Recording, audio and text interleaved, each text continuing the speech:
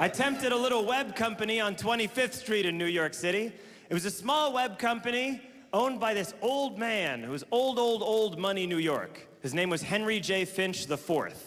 Like old money. Like his money was in molasses or something.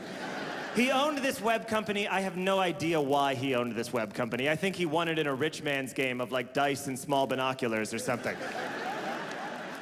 Mr. Finch wore linen suits, he had suspenders, he had a bow tie, he had a hat, he had a cane with an ivory handle. I'm giving you more description than you need because I need you to believe me, this was a real person I knew in the 21st century.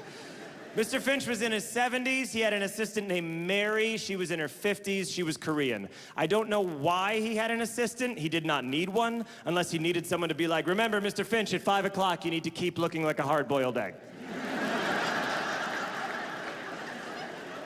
One day, Mr. Finch came into the office. It had been raining.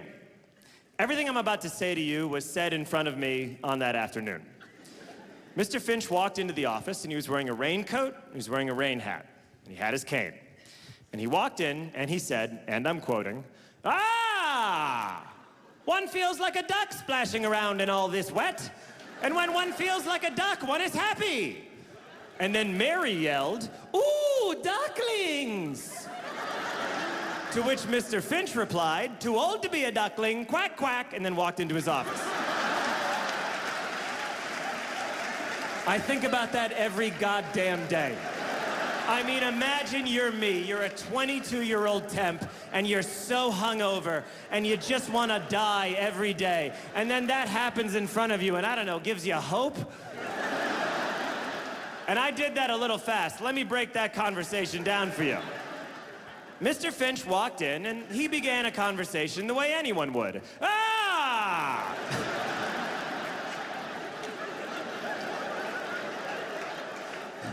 One feels like a duck splashing around in all this wet, the rain.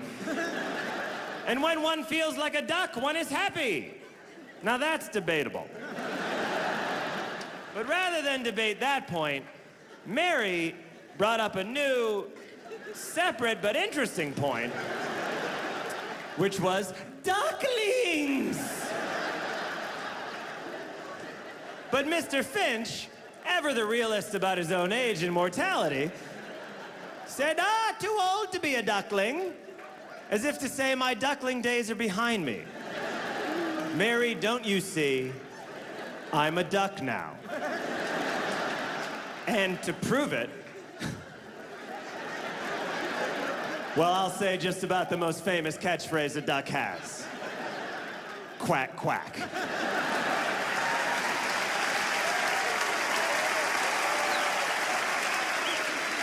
And I knew right at that moment, by the way, that it meant nothing to Mr. Finch what he had said.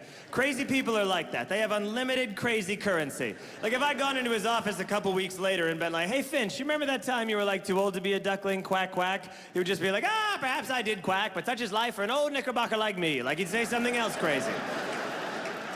That's the wonderful thing about crazy people, you know, is that they just have unlimited currency. The things they say mean nothing to them, but they mean everything to me.